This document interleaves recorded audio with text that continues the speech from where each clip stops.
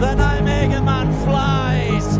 He's determined. Marcelino is blocked, gets the break, and oh, the cheek. Timnas Indonesia beserta sang pelatih Patrick Kluivert sebentar lagi akan melakoni pertarungan sengit di lanjutan kualifikasi Piala Dunia 2026 zona Asia. Seperti yang kita ketahui bahwa pasukan Patrick Kluivert ditantang timnas Cina di 5 Juni 2025 ini. Tentunya hal ini akan menjadi tantangan tersendiri bagi pelatih dan para pemain timnas Garuda. Selain bermain di kandang sendiri, timnas Indonesia juga dituntut untuk meraih kemenangan penuh agar bisa melaju mulus ke babak selanjutnya.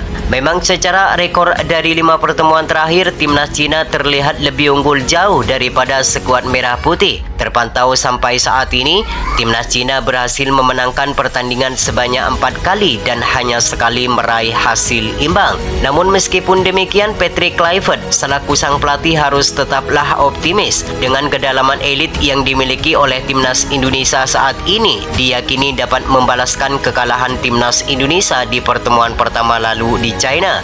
Kemudian selain itu, bahwa pasukan Patrick Kluivert saat ini tengah menjalani pemusatan latihan di Bali. Mereka akan membangun chemistry yang bagus dan membangun kerjasama yang baik sebelum melawan Cina di 5 Juni mendatang. Lantas bagaimanakah Patrick Kluivert menyusun strateginya di laga krusial sekaligus laga penentuan melawan Cina ini? Dan berikut ini merupakan potensial starting line up timnas Indonesia versus timnas China yang berpotensi besar bakal diterapkan oleh pelatih Patrick Kluivert untuk mencuri poin penuh melawan Cina di 5 Juni 2025 mendatang.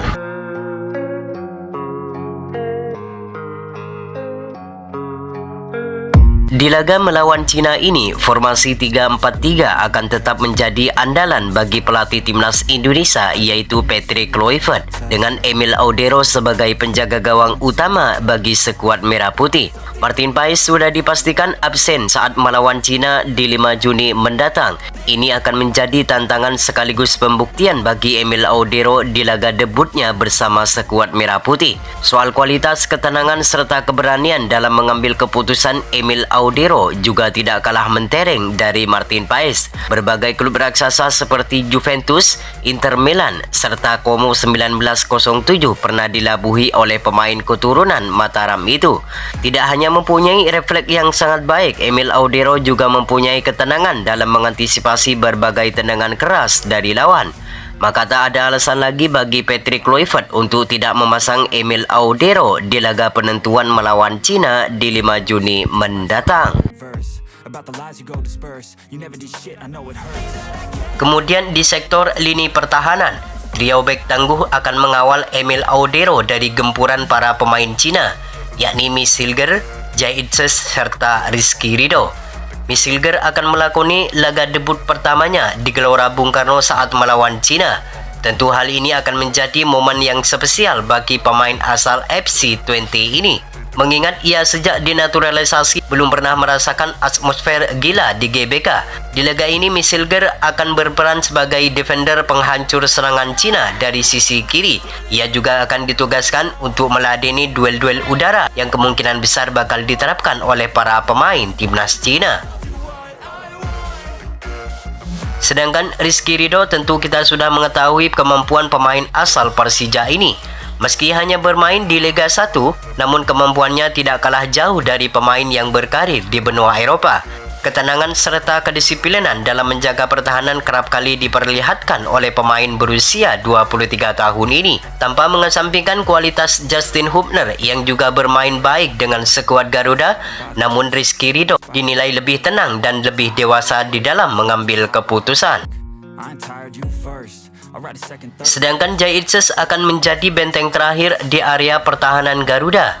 Ia akan mengontrol permainan dari belakang. Selain ditugaskan sebagai kapten tim, Jai Itses juga akan ditugaskan untuk meladeni duel-duel udara yang kemungkinan besar bakal diterapkan oleh para pemain timnas China. Dengan memasang trio Miss Hilger, Jai Itses, serta Rizky Ridho, pertahanan Garuda diharapkan semakin kokoh untuk membendung para penyerang Cina yang dikenal mempunyai permainan yang cepat serta mempunyai fisik yang sangat kuat. Sedangkan untuk wingback kanan dan wingback kiri akan menjadi Melek Cavendish dan Calvin Verdong. Calvin Verdong merupakan pemain yang selalu konsisten dalam penampilannya bersama skuad Garuda. Sejak debut dengan timnas Indonesia, pemain asal NEC Nijmegen ini belum pernah tergantikan di setiap pertandingan timnas Indonesia. Ketenangan serta keberanian dalam melakukan duel dengan para pemain lawan, maka tak heran jika Calvin Verdong selalu menjadi pilihan utama di skuad merah putih. Sedangkan untuk Kevin Dix, tentu kita sudah mengetahui kemampuan pemain yang satu ini. Kekuatan fisik serta kecepatan yang selalu menjadi andalannya akan menjadi nilai tambahan bagi timnas Garuda. Selain itu, Kevin Dix juga mempunyai kualitas umpan yang akurat yang akan memanjakan para penyerang Garuda yang berada di pertahanan lawan.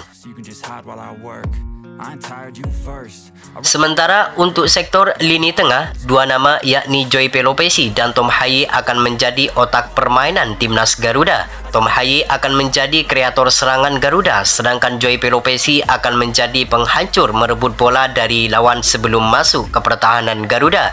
Joy Pelopesi sudah melakoni debut dengan timnas Indonesia saat melawan Bahrain.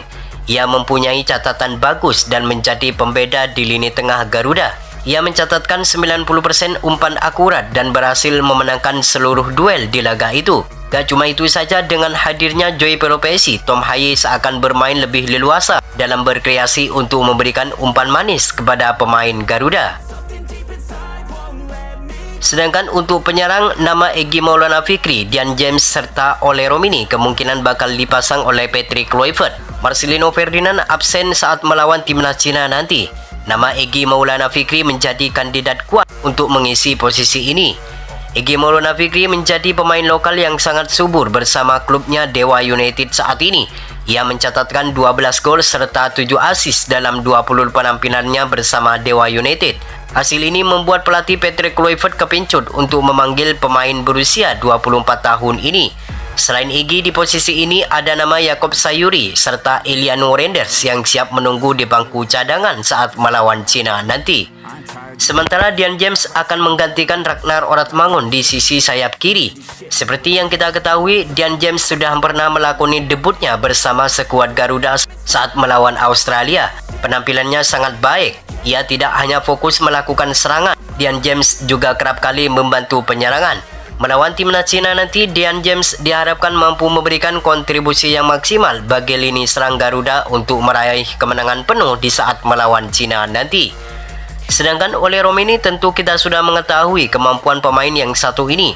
Baru bermain 2 kali pertandingan bersama skuad Garuda, ia mampu menciptakan 2 gol bagi skuad Merah Putih. Ketenangan serta skill yang selalu menjadi andalannya akan membuat lini serang Garuda semakin mematikan di lini depan. Selain mempunyai naluri gol yang tinggi, Ole Romini juga mempunyai kecepatan serta kelincahan dalam melakukan serangan. Maka tak heran jika pemain asal Oxford United ini selalu menjadi andalan utama di setiap pertandingan Garuda di lini serang.